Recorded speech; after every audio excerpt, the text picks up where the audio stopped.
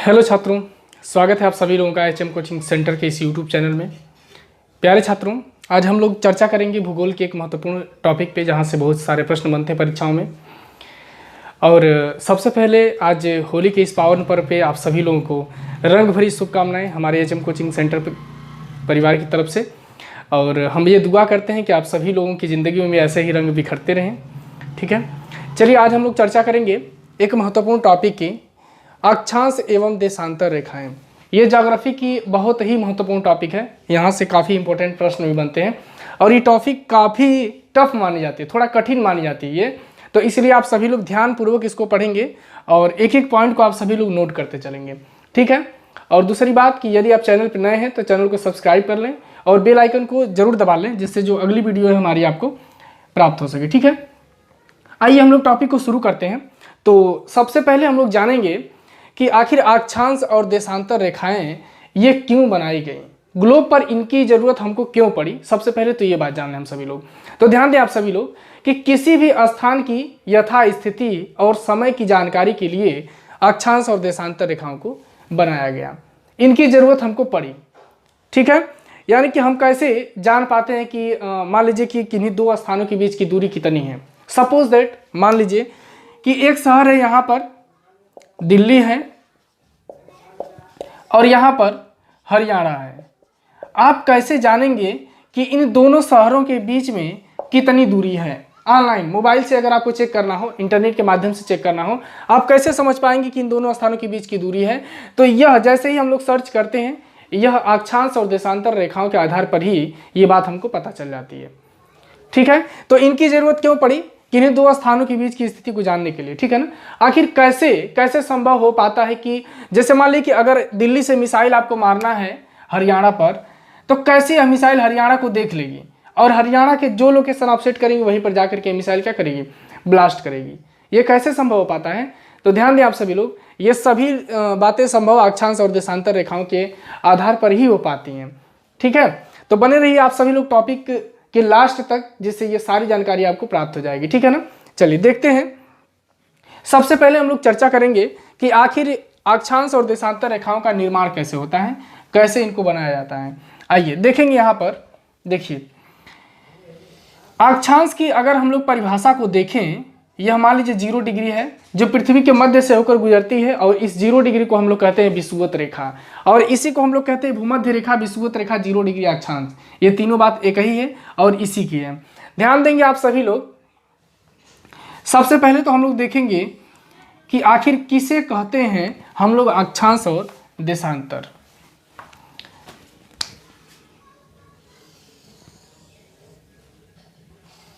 देखिए, परिभाषा कहती है अक्षांश किसे कहते हैं, यहां पर लिखेंगे आप सभी लोग अक्षांश। ठीक है ना, अक्षांश की परिभाषा होती है कि विषुवत वृत्त के केंद्र से मापी गई कोणीय दूरी को हम लोग क्या कहते हैं, अक्षांश कहते हैं। यानी कि विषुवत रेखा है, इसके केंद्र से मापी गई कोणीय दूरी क्या कहलाएगी, अक्षांश कहलाएगी। तो हमने एक एक डिग्री कोण का चाप लगा लिया, और ये सभी अक्षांश रेखाएं जो होती हैं ये विषुवत वृत्त के केंद्र से मापी गई कोणीय दूरी ही होती हैं। ठीक है, ध्यान दिए आप सभी लोग कि मान लीजिए कि हमने इसके केंद्र से 1 डिग्री कोण का चाप लगाया और इधर भी 1 डिग्री कोण का चाप लगाया। ठीक है, अब क्या करेंगे हम कि इनको एक रेखा के माध्यम से हम मिला देंगे। जब एक रेखा के माध्यम से मिलाएंगे आप, तो क्या हो जाएगा, सबसे पहले जो हम चाप लगाए हैं, तो ये जो दूरी बनी है यह 1 डिग्री अक्षांश बनी है, और इधर भी ये जो जगह बनी है, एक दूरी है, यह 1 डिग्री अक्षांश कहलाएगी। जब इनको हम एक रेखा के माध्यम से एक दूसरे से मिला देंगे इस तरह से, तब ये क्या कहलाएंगी, तब ये अक्षांश रेखाएं कहलाएंगी। अर्थात अक्षांश की परिभाषा क्या हुई, ध्यान दें, एक अक्षांश बनी आपका कि अक्षांश की परिभाषा हुई कि विषुवत वृत्त के केंद्र से मापी गई कोणीय दूरी को हम लोग क्या कहते हैं, अक्षांश कहते हैं। परिभाषा आप सभी लोग नोट करें कि विषुवत वृत्त के केंद्र से विषुवत रेखा या विषुवत वृत्त के केंद्र से मापी गई कोणीय दूरी अक्षांश कहलाती है।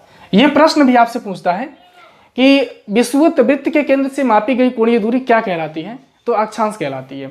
चलिए अगली बात हम चर्चा करेंगे। देखिए अब अक्षांश रेखाओं की अगर बात होती है तो इन दोनों अक्षांशों को जिस रेखा के माध्यम से हम लोग मिलाते हैं उस रेखा को हम क्या कहते हैं? अक्षांश रेखा कहते हैं। अर्थात जो कोणीय दूरी मापी गई उसे हम लोग अक्षांश कहेंगे, और जिस रेखा के माध्यम से इन दोनों बिंदुओं को आपस में मिलाएंगे उसे हम लोग क्या कहेंगे? उसे हम लोग अक्षांश रेखा कहेंगे।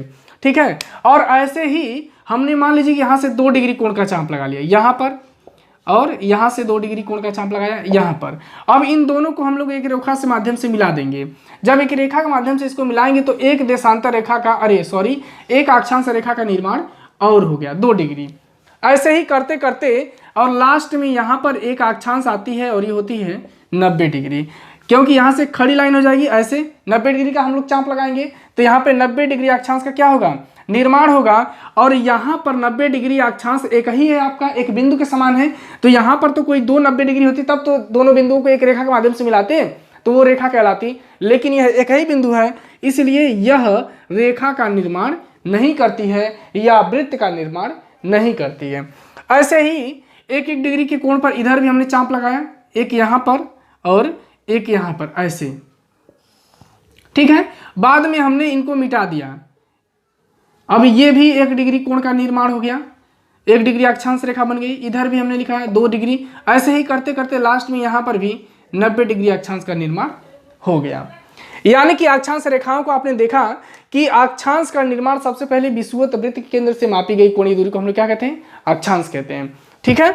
और इन दोनों अक्षांशों को जिस रेखा के माध्यम से हम लोग मिलाते हैं उसे क्या कहते हैं? अक्षांश रेखा कहते हैं। चलिए आगे देखते हैं हम लोग। अब प्रश्न यहाँ से आता है कि आखिर ग्लोब पर अक्षांश की संख्या कितनी है और अक्षांश रेखाओं की संख्या कितनी है? तो ध्यान दीजिए आप सभी लोग, आपने चाप कितना लगाया? आप इस केंद्र से चाप 90 तक लगाया यहाँ पर, और ऐसे ही 90 तक यहाँ पर लगाया। यानी कि अक्षांशों के निर्माण की अगर बात करें तो कितना है? 90 + 90, यानी कि ग्लोब पर अक्षांशों की संख्या कितनी हो जाएगी? तो ये हो जाएगी 180। आप यहाँ पर लिख लेंगे कि अक्षांशों की संख्या कितनी है? 180। नोट कर लें इस पॉइंट को कि अक्षांशों की संख्या, अच्छे से आप सभी लोग नोट करें कि ग्लोब पर अक्षांशों की संख्या 180 है। ग्लोब पर अक्षांशों की संख्या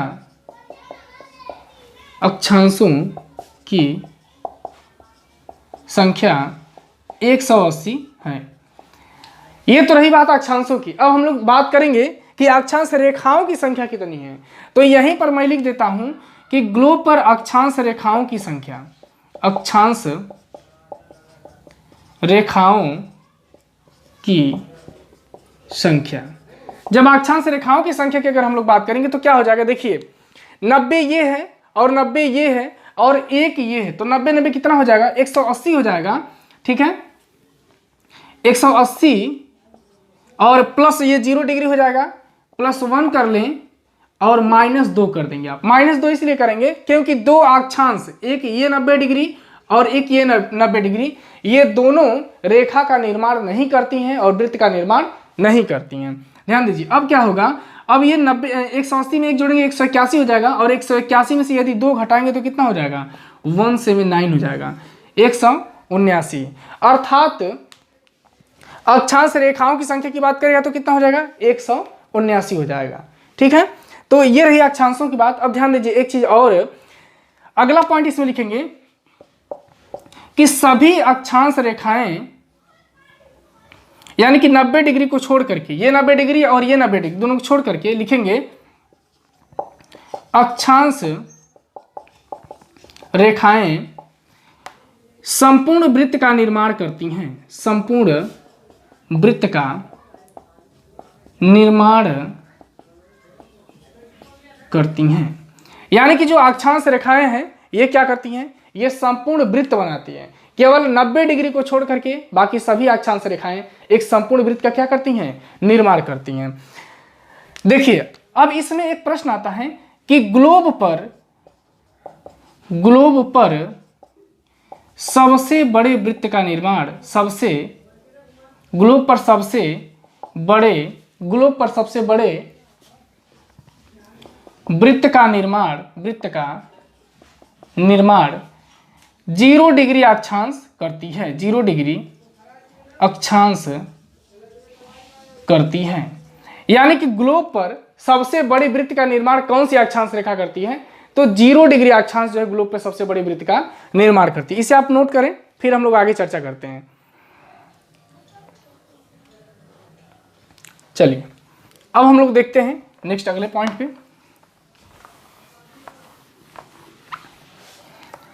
अगले पॉइंट की हम लोग चर्चा करेंगे।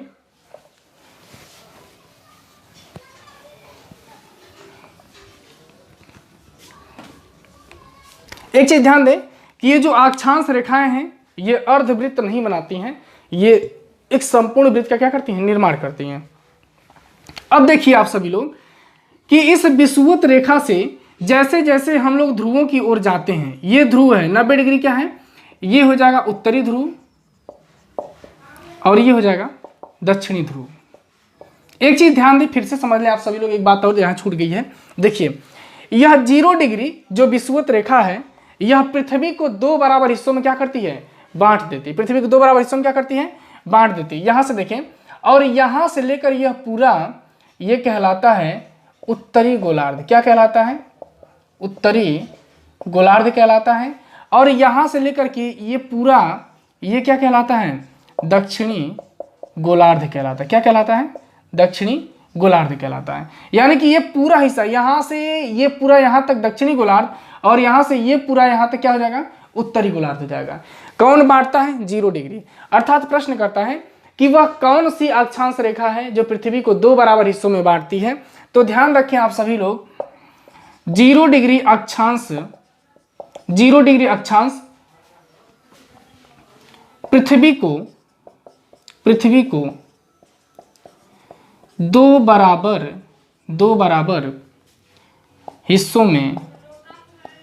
हिस्सों में बांट देती है। यानी कि 0 डिग्री अक्षांश जो है यह पृथ्वी को 2 बराबर हिस्सों में क्या करती है? बांट देती है, जिसके इस 0 डिग्री के उत्तर के भाग को 0 डिग्री अक्षांश से उत्तर 0 डिग्री अक्षांश से उत्तर की तरफ पृथ्वी के आधे भाग को उत्तरी गोलार्ध तथा दक्षिण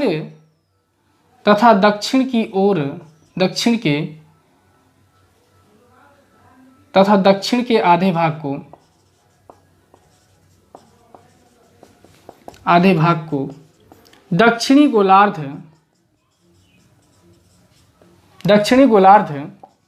कहते हैं। नोट करें आप सभी लोग ये पॉइंट, ध्यान दीजिए, एक बार और समझिए कि 0 डिग्री से उत्तर का ये जो आधा भाग है ये उत्तरी गोलार्ध और ये आधा भाग है क्या कहलाएगा? दक्षिणी गोलार्ध। अब ध्यान दीजिए, 0 डिग्री के समानांतर इस दक्षिणी गोलार्ध में खींची गई सभी अक्षांश रेखाओं को हम लोग क्या कहेंगे? दक्षिणी अक्षांश बोलेंगे। अर्थात इनको हम लोग यस से डिनोट करेंगे। किससे डिनोट करेंगे? यस से इनको हम लोग डिनोट कर देंगे। और इस 0 डिग्री से उत्तर की ओर खींची गई सभी अक्षांश रेखाओं को हम लोग क्या कहेंगे? उत्तरी अक्षांश कहेंगे। अर्थात इनको हम लोग नॉर्थ यानी कि यन से क्या करेंगे? डिनोट करेंगे। ठीक है, यानी कि उत्तरी गोलार्ध के सभी अक्षांश रेखाओं को हम लोग उत्तरी अक्षांश बोलेंगे और दक्षिणी अक्षांश की तरफ खींची गई सभी अक्षांश रेखाओं को हम लोग क्या बोलेंगे? दक्षिणी अक्षांश बोलेंगे। अगला पॉइंट ये भी ध्यान देंगे कि ये सभी अक्षांश रेखाएं इस 0 डिग्री के समानांतर खींची गई हैं, 0 डिग्री के समानांतर खींची गई हैं। ठीक है, आइए अगला पॉइंट और भी हम लोग यहाँ पर समझते हैं। इसको मैं मिटा दे रहा हूँ। ठीक है, आप सभी लोग नोट करते चलें इन सारे पॉइंट्स को। ठीक है, ध्यान दीजिए, कुछ आगे की बात और समझते हैं हम लोग। देखिए, इस 0 डिग्री से जैसे जैसे हम लोग ग्लोब की तरफ बढ़ते हैं, ध्यान दीजिए, ध्रुवों की तरफ बढ़ते हैं। देखिए यहां पर इसे हम लोग कहते हैं दक्षिणी ध्रुव। क्या है ये? दक्षिणी ध्रुव। और ये हो जाएगा आपका 90 डिग्री, ये हो जाएगा उत्तरी ध्रुव। उत्तरी ध्रुव, ठीक है ना। यानी कि यह 66 डिग्री 66.5 डिग्री से ये ऊपर का जो ये भाग है ये ध्रुवीय इलाका है। क्या है ये ध्रुवीय इलाका है। ठीक है ना, ध्यान दें आप सभी लोग, यह ध्रुवीय इलाका है। पृथ्वी का यह कौन सा भाग है? यह ध्रुवों वाला भाग है, ठीक है। और इन्हीं ध्रुवों पर 6 महीने का दिन और 6 महीने की क्या होती है? रात होती है। प्रश्न पूछता है कि किस भाग पर 6 महीने की दिन और 6 महीने की रात होती है? तो ध्रुवों पर 6 महीने का दिन और 6 महीने की क्या होती है? रात होती है। आप लोग नोट करेंगे कि दोनों ध्रुवों पर दोनों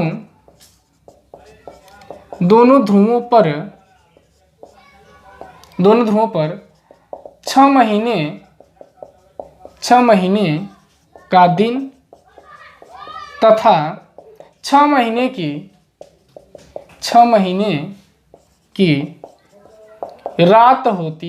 रात होती है।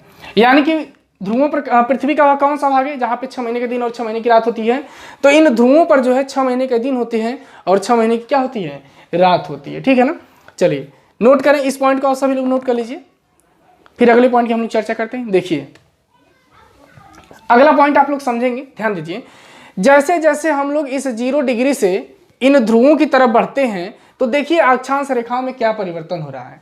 यहां पर एक ग्लोब बनाकर मैं दिखा रहा हूं, आप सभी लोगों को ध्यान से देखिएगा। देखिए ये 0 डिग्री है जो सबसे बड़े वृत्त का निर्माण करती है, और जैसे जैसे हम लोग उत्तर या दक्षिण की तरफ बढ़ते हैं इस 0 डिग्री से, आप देखकर बताएंगे कि इसमें क्या परिवर्तन हो रहा है।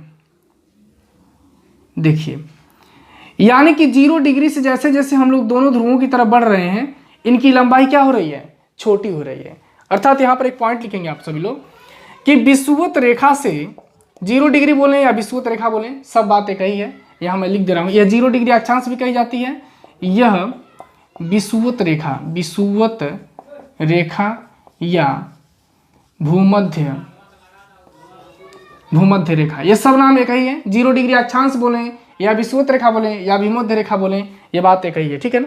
तो यहाँ पर लिख रहे हैं हम, देखें नोट करें आप सभी लोग कि विषुवत रेखा से ध्रुवों की ओर बढ़ने पर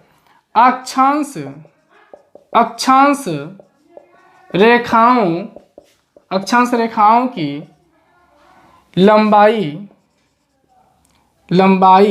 रेखाओं की लंबाई में कमी होती है। ध्यान दीजिए 0 डिग्री से ध्रुवों की ओर बढ़ने पर अक्षांश रेखाओं की लंबाई छोटी हो रही है, लेकिन इनके बीच की दूरी में कोई अंतर नहीं होता है। लेकिन इनके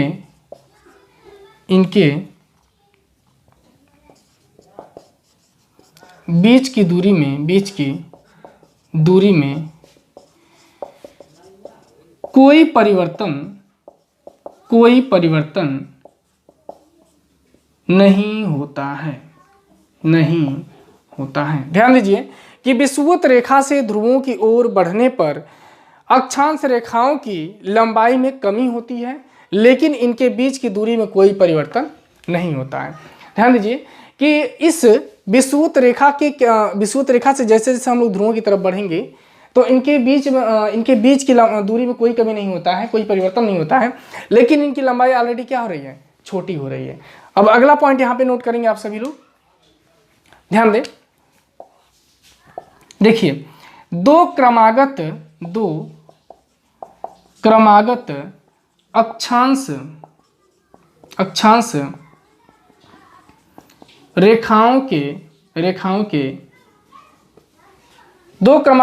रेखाओं के बीच की दूरी 111 किलोमीटर होती है। पॉइंट कह रहा है कि 2 क्रमागत अक्षांश रेखाओं के बीच की दूरी कितनी होती है? 111 किलोमीटर होती है। 2 क्रमागत की बात कर रहा है, जैसे यह 0 डिग्री है और यहाँ पर 1 डिग्री है, यहाँ पर 2 डिग्री है, यहाँ पर 3 डिग्री है। यह क्रमागत कह रहा है, चाहे आप इधर जाएं चाहे इधर। तो 0 डिग्री से और 1 डिग्री के मध्य में यह जो दूरी है यह कितना किलोमीटर है? तो यह 111 किलोमीटर हो जाएगा। अब इस 1 डिग्री से इस 2 डिग्री के मध्य में कितना दूरी है? 111 किलोमीटर हो जाएगा। यानी कि क्रम से 1 डिग्री और 2 डिग्री के मध्य में हर एक अक्षांश रेखा के बीच में क्रमागत दूरी जो होती है कितनी होती है? तो 111 किलोमीटर होती है, ठीक है। ये पॉइंट है, इसे आप सभी लोग नोट कर लीजिए, ये सभी नोट करें या स्क्रीनशॉट ले लें आप सभी लोग, ठीक है ना। चलिए मैं इसे मिटा दे रहा हूँ, ध्यान दीजिए, आप नोट करते चलें।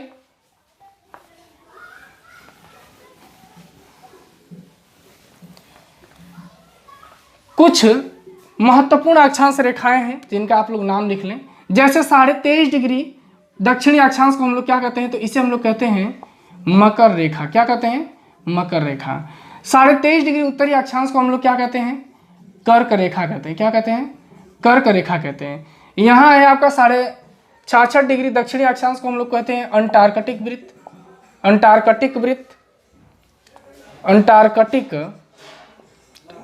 वृत्त। और 66.5 डिग्री उत्तरी अक्षांश को हम लोग कहते हैं आर्कटिक वृत्त। आर्कटिक वृत्त, ठीक है ना।